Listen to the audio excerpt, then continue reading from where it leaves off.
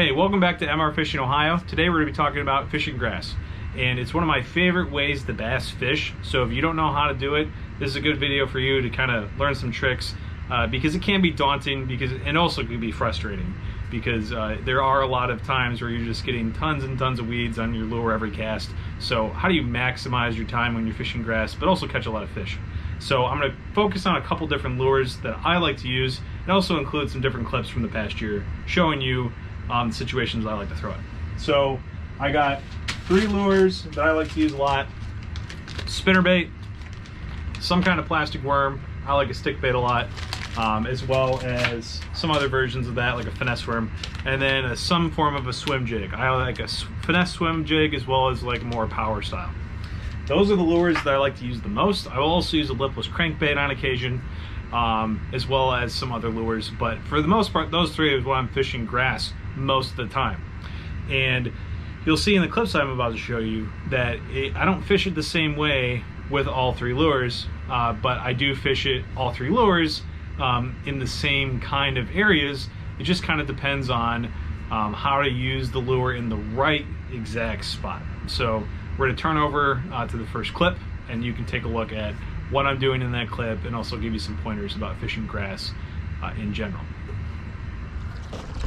Okay, so in this first clip, I'm going to be showing you one of the techniques I use when I'm fishing grass, and that's using a weedless soft plastic. So I have a Texas rigged stick bait, and for this one it's weightless. That's why I'm throwing it on a spinning setup.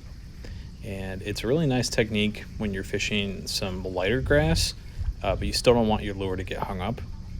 And I really like throwing a stick bait, but sometimes the grass is just too heavy to throw it wacky rigged, and so I change it up and throw it this way. So you're going to see right here, this next cast I make, I'm throwing it up against the shore where there's this big line of really heavy vegetation next to some grass. Oh, and yeah. You see I hook up here, and even though the lure is weightless, it doesn't stop it from becoming hooked up, because of the force of the bass hitting the lure makes the hook point come right out. So it isn't that big of a deal.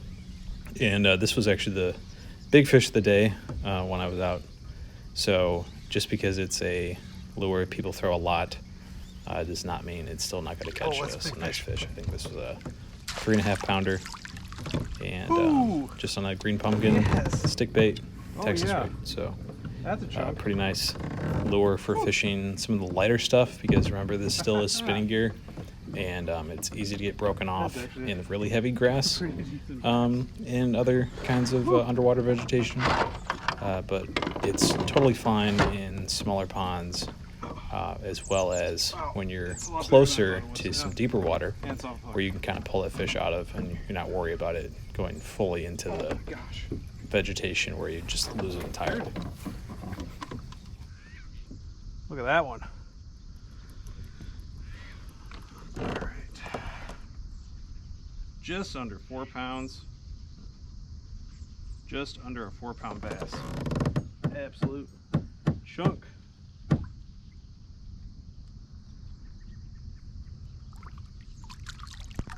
Adios. Now in this next clip, I am fishing East Harbor on Lake Erie, and this is a pretty extensive grass flat that runs for pretty much the whole thing. And what I'm doing is I'm throwing out a spinnerbait and I'm fishing above the grass. Now this is my preferred way to fish this area, and it produces pretty much all summer doing this method. And I've caught plenty of good sized bass fishing this way. Now the one I'd say disadvantage to this method is that depending on wind direction, it can be kind of hard to stay in position, but overall it's just a great way to catch fish.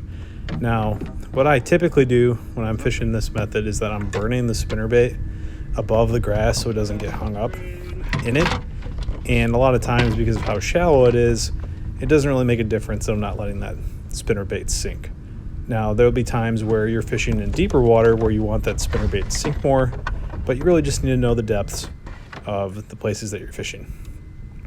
Now earlier in the year, I tend to fish around the grass, but in the summer I tend to fish in it.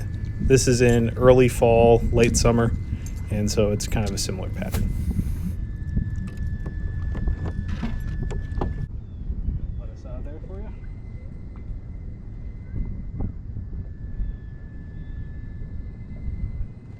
Fish dentist. There we go. Now in this third clip, I'm fishing a spinnerbait again, but this time I'm fishing in a weed and like grass edge. And the difference here between the last video is that I'm not actually really in the stuff, I'm on the outside of it. And near to where I am is deeper water, probably 8 to 10 feet, but I'm casting up into a more shallow area that still has vegetation that's alive. Oh my gosh. And if you can look here, I'm actually pretty close to shore.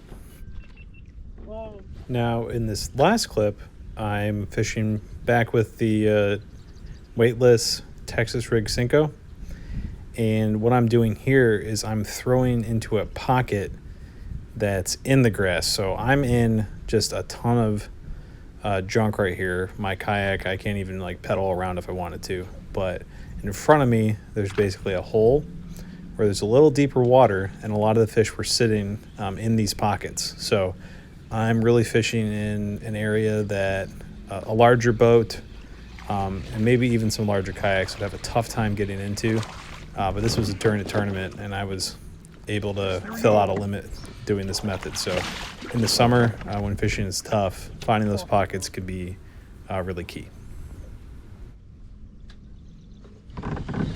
Not a bad So one. to wrap things up, I'm just gonna have a little more B-roll Replace one of my 1-pounders as I talk. But those are the ways that I like to fish grass the actually. most. And I think anywhere in the country, if you have grass, these methods will be productive.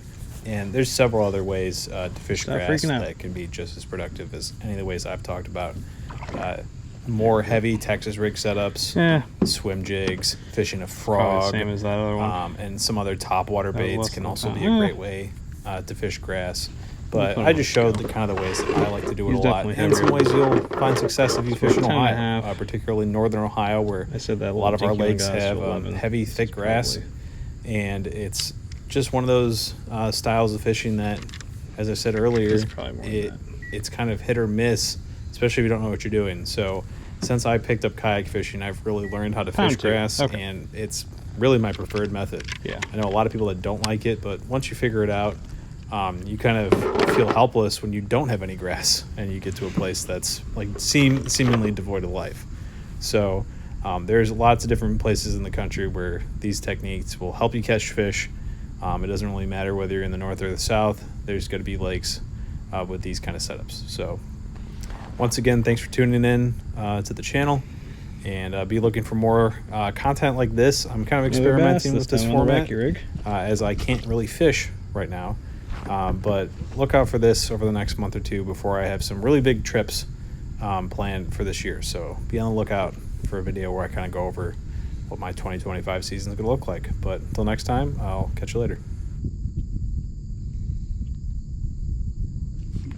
All right, so my hunch